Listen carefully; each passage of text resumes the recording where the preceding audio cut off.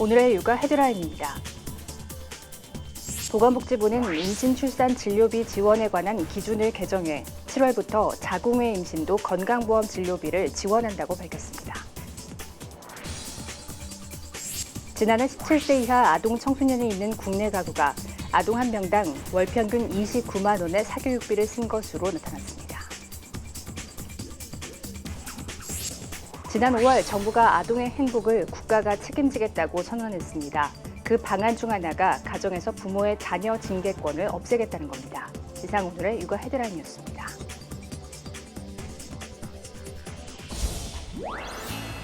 임산부는 국민행복카드를 발급받아 의료기관에서 임신 출산 관련 진료 비용을 지불할 때 사용하게 되는데요. 단태아 60만 원, 다태아 100만 원 등 임신기간 동안 드는 1년의 비용을 국가로부터 지원받는 겁니다. 7월 1일부터는 자궁외 임신 또한 진료비 지급 대상에 포함됩니다. 자세한 내용 첫 소식으로 함께 하시죠. 보건복지부는 임신 출산 진료비 지원에 관한 기준을 개정해 7월부터 자궁외 임신도 건강보험 진료비를 지원한다고 밝혔습니다. 이에 따라 임신과 출산 진료비 지급 대상에 자궁외 임신도 포함시키고 지원 신청을 할 수 있게 신청서 서식을 개정했습니다. 앞서 복지부와 건강보험공단은 임신과 출산 진료비 신청 지원 대상을 2017년 9월부터 임신 중인 건강보험 가입자에서 출산, 사산을 하거나 유산한 가입자 또는 피부양자로 확대했습니다.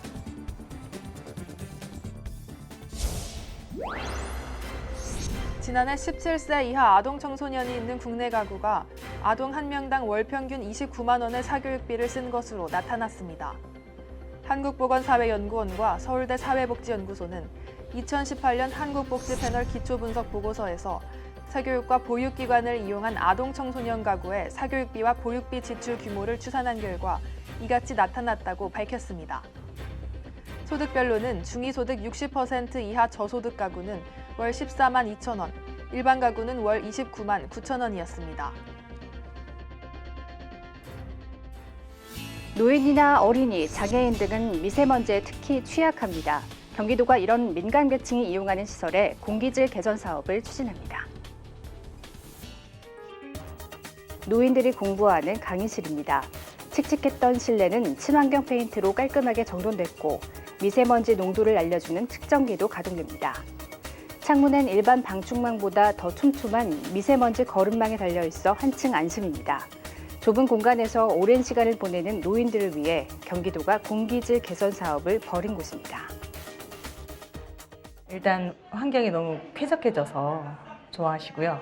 수업을 하실 때도 굉장히 머리 아프고 하셨던 분들이 지금은 되게 편안하게 공부를 하실 수 있게 됐습니다. 아이들이 온종일 수업하고 놀이하는 어린이집 보육실에는 공기청정기가 돌아갑니다. 미세먼지는 물론 건축 자재에서 방출되는 오염물질을 제거하기 위해 어린이집마다 공기청정기를 설치했습니다. 경기도는 노인과 어린이, 장애인 등 미세먼지 취약 계층을 위해 맑은 쉼터 사업을 시행하고 있습니다. 올해는 어린이와 노인시설뿐 아니라 장애인 재활시설, 노숙인 쉼터, 지역 아동센터 등 400곳을 대상으로 환기시설과 친환경 소재 벽지로 바꿔주는 실내 공기질 개선 사업을 진행하고 있습니다. 친환경 소재를 활용한 환경 개선을 통해서 실내 공기질이 많이 개선되고 그로 인해서 건강 증진에도 많이 도움이 될 거라고. 경기도는 시설 개선 외에도 방역이나 공기 정화 식물을 활용한 맞춤형 사업도 병행할 예정입니다.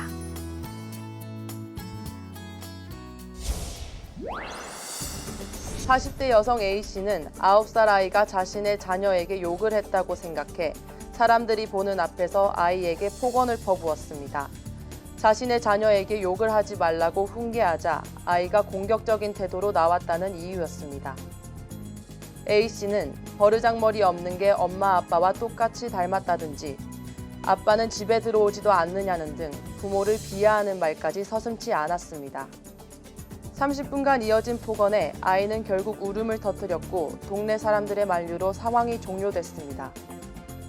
아이 보호자 측의 고소로 재판에 넘겨진 A씨는 법원에서 아동학대 혐의가 유죄로 인정돼 벌금 300만 원을 선고받았습니다. 서울중앙지법은 아이에 대한 훈계라 할지라도 방법이나 내용이 정당한 범위에 있어야 한다며 A씨의 행동은 이를 넘는 정서적 학대 행위에 해당한다고 판단했습니다. 아이를 학대할 고의가 없었기 때문에 무죄라는 A씨의 주장은 받아들여지지 않았습니다. 법원은 A씨가 자신의 행동이 아이의 정신건강을 저해할 위험이 있다는 점을 알 수 있었다는 것만으로 범죄는 인정된다고 설명했습니다. 하지만 A씨가 판결에 불복해 항소하면서 이 사건은 2심에서 다시 따지게 됐습니다. 지난 5월 정부가 아동의 행복을 국가가 책임지겠다고 선언했는데요. 그 방안 중 하나가 가정에서 부모의 자녀 징계권을 없애겠다는 겁니다. 아동 체벌을 완전히 금지해야 할지 사회적 논의가 시작됐습니다. 가정 내 체벌 금지는 전 세계적으로 확산하는 추세입니다. 1979년 스웨덴을 시작으로 54개국이 가정에서 아이들 체벌을 금지하고 있습니다. 보건복지부는 우리나라도 아동의 체벌 금지를 위해 노력하겠다고 선언한 뒤 처음으로 공론회장을 열었습니다. 정부의 입장은 부모의 징계권에서 체벌을 제외하겠다면서도 사회적 합의를 통해 일부 행위에 예외를 두겠다고 밝힌 상황. 하지만 전문가들은 사랑의 매, 좋은 회초리란 존재하지 않는다고 지적했습니다. 사회 통념상 허용되는 체벌이라는 예외의 허용은 아동학대 기로에 서 있는 부모들을 본질적으로 변화시킬 수 없기 때문입니다. 체벌이 학대로 이어질 수 있다는 건데 학대에 대해 처벌만 강화할 게 아니라 애초부터 학대가 없도록 대책을 마련해야 한다는 의견도 나왔습니다. 부모가 학대가 뭔지, 양육이 뭔지를 좀 가르치는 교육이 우리가 어렸을 때부터 좀 돼야 된다. 학교에서부터. 이게 부모가 되고 나서 자꾸 가르치려고 그러는데. 하지만 훈육은 부모의 몫이라는 사회적 인식이 부모의 자녀 징계권을 없애는데 장애물이 될 가능성이 높습니다. 설문조사에 따르면 우리나라 성인 10명 중 8명가량이 체벌이 필요하다고 인식하고 있기 때문입니다. 보건복지부는 이 문제에 대한 공론회장을 추가로 마련해 사회적 합의안을 마련할 계획입니다.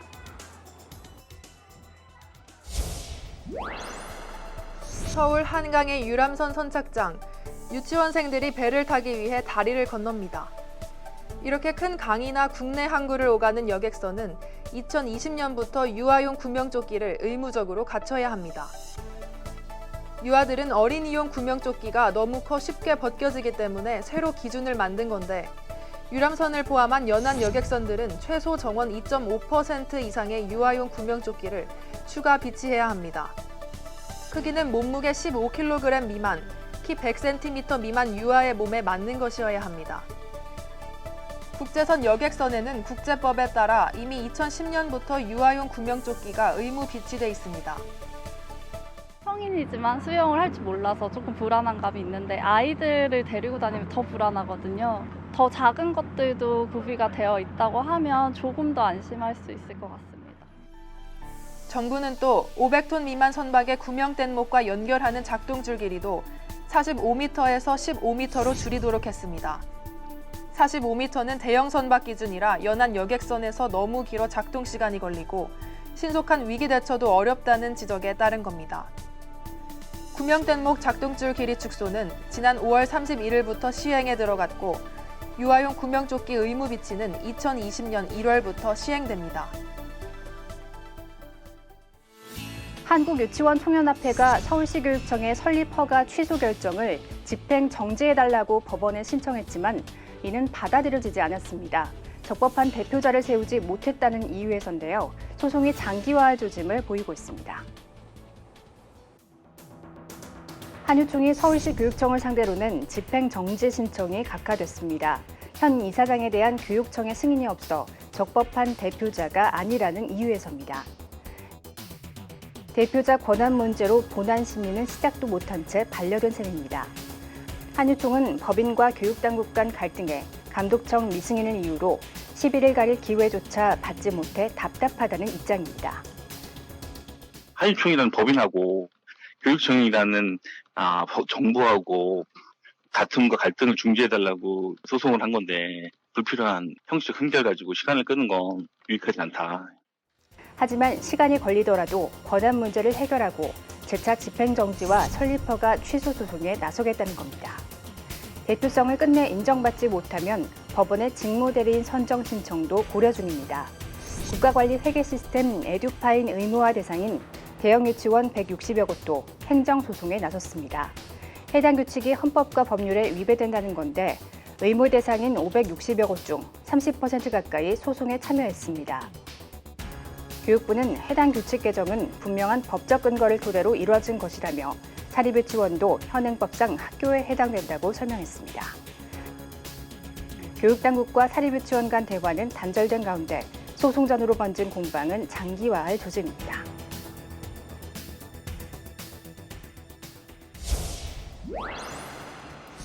어린 나이에 학업 스트레스 등 압박에 내몰리는 10대들. 생활 환경은 물질적으로 풍요로워졌지만 정신 건강은 역행하고 있습니다. 우울증으로 병원 치료를 받은 19세 이하 아이들이 지난해 4만 3천여 명 수준으로 크게 증가한 겁니다. 전년 대비 40% 이상 늘어났습니다. 불안장애 10대 환자도 2만 3천여 명으로 1년 만에 20% 가까이 늘어났습니다. 학업 압박과 가족 해체, IT 발달에 따른 대화 단절 등이 주요 원인으로 꼽힙니다. 특히 청소년기 정신질환은 잠재적인 위험 요인이 될 수 있다는 게 전문가들의 설명입니다. 최근 사회 문제가 되고 있는 조현병 역시 작은 정신적인 문제에서 시작되는 경우가 많아 철저한 관리가 필요합니다.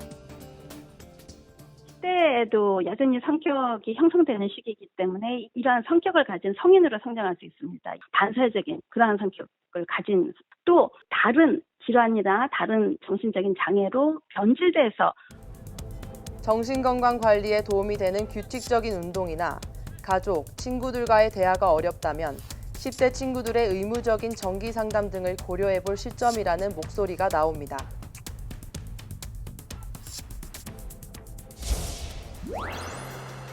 다섯 살 남자아이의 치과 X선 촬영 사진입니다. 왼쪽 위아래로 어금니 쪽에 충치가 의심됩니다. 충치균이 있는 상태에서 치아 사이에 낀 음식 찌꺼기를 오래 방치한 탓입니다. 충치는 크게 3가지 조건이 맞을 때 발생합니다. 입안에 늘 있는 충치균 뮤탄스균과 음식을 섭취하고 입안에 남은 찌꺼기, 그리고 이빨을 부식시키는 데 걸리는 시간입니다. 이 중 뮤탄스균은 가족이나 주변 친지 등의 입을 통해 전달되는 경우가 많습니다. 귀엽다며 애정 표현으로 자녀와 입을 맞추는 행위가 자칫 치아 건강에 악영향을 줄 수 있는 겁니다. 식기류를 함께 사용하는 것 또한 전염 위험성을 높입니다. 음식을 씹어서 준다거나 아니면 단순한 뽀뽀를 통해서 침이 이제 교차되면서 감염이 될 수가 있는 거고, 뭐 숟가락 같은 거를 이제 서로 주고받거나 하면서 우식균이 감염될 수 있다. 입안에 낀 음식 찌꺼기를 빨리 제거하기 위해선 올바른 양치질 방법을 익혀야 합니다. 음식 찌꺼기가 자주 끼는 어금니 쪽은 원을 그리듯이 닦아주고 치아에 씹는 부분은 앞니에서 어금니 방향으로 꼼꼼하게 닦아줍니다. 또 탄산음료처럼 산성이 강한 음식을 섭취할 때는 먹기 전 양치질을 하면 치아 건강에 도움이 됩니다. 치약 성분이 치아의 에나멜층을 보호해 산성분이 치아를 썩게 하는 것을 막아주기 때문입니다.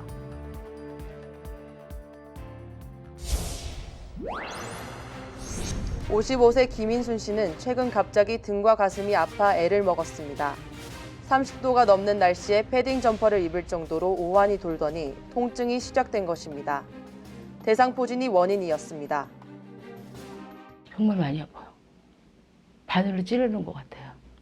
근데 약물 여기서 바이러스 약을 진통제 줬고 먹어도 그 약기운 떨어지면 무지 아파요. 대상포진은 어릴 때 앓은 수두 바이러스가 숨어 있다가 몸이 약해진 틈을 타 슬금슬금 기어나오며 발생합니다. 띠 모양의 수포가 생기며 출산할 때만큼이나 심한 통증이 생기는 게 특징입니다. 제때 치료하지 않으면 심할 경우 중추신경까지 손상돼 평생 신경통을 달고 살아야 할 수도 있습니다. 사시사철 발생하는 병이지만 요즘같이 때이른 더위로 지치거나 면역력이 떨어질 때 환자가 늘어나고 특히 당뇨 환자는 발병 위험이 3배 이상 높아 조심해야 합니다. 당뇨, 고지혈증, 고혈압 이런 것들을 앓고 있는 분들이거나 아니면 면역 억제제를 복용하거나 아니면 암과 같은 면역이 결핍된 그런 질환을 앓고 있는 경우에는 대상포진에 대한 예방을 철저히 하시는 것이 좋겠습니다. 백신이 100% 예방할 수는 없어 열의 셋은 대상포진에 걸릴 수 있지만 통증은 크게 줄어드는 것으로 알려져 있습니다. 전문가들은 하루 30분 이상 유산소 운동을 통해 면역세포를 기르고 7시간 이상 숙면을 취해야 대상포진을 막을 수 있다고 조언합니다.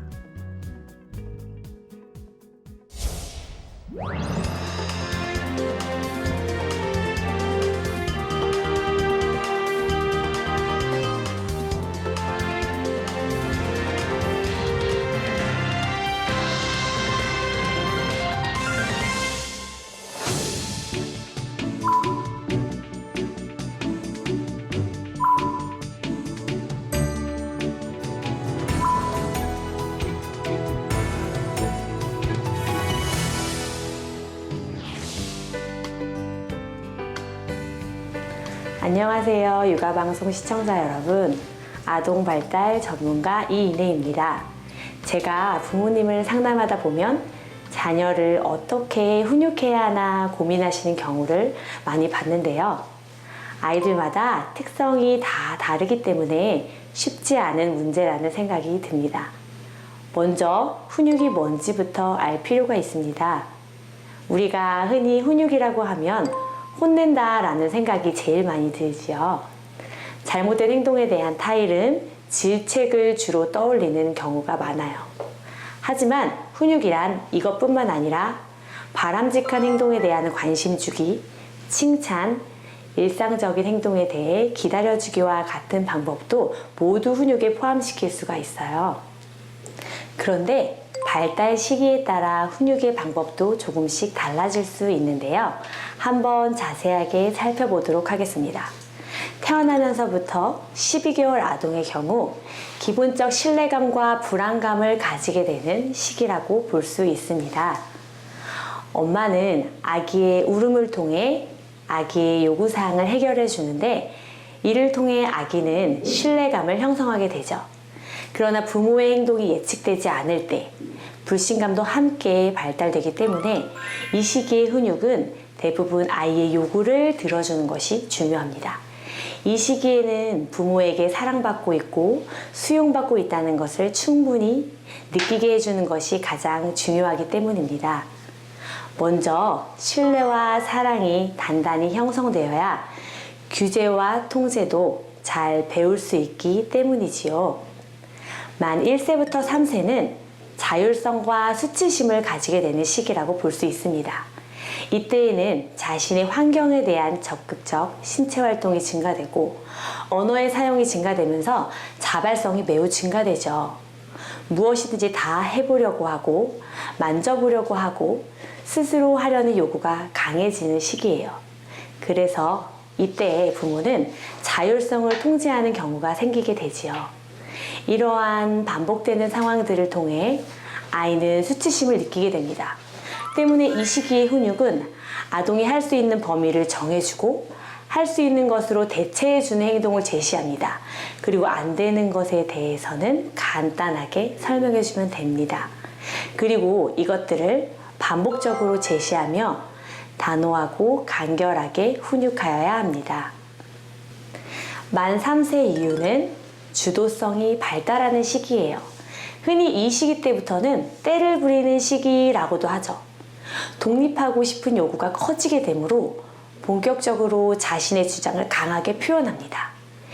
이 시기에는 사회적인 질서와 규제를 받아들이고 기본적인 자기 조절을 배울 수 있도록 훈육하여야 한답니다. 때문에 적극적이고 확실한 훈육이 필요하게 되죠.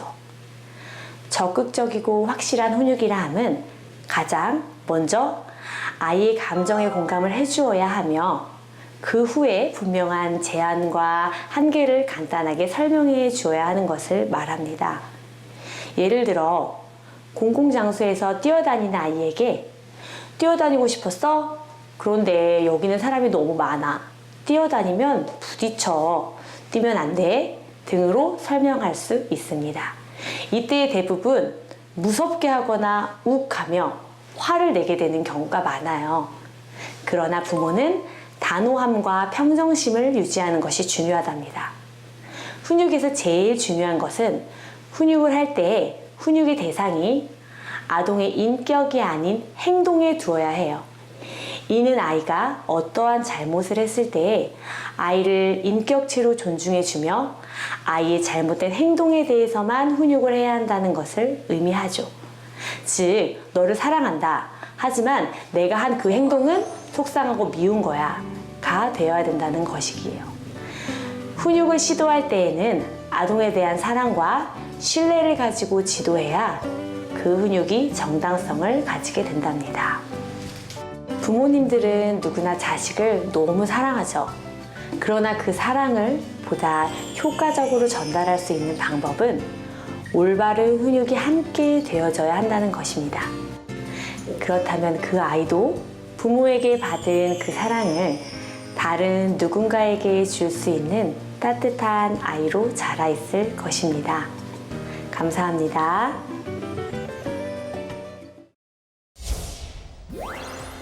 아기가 완벽하게 목을 가누기 전인 생후 6개월까지는 항상 목을 받쳐서 꺾이지 않도록 주의해야 하는데요.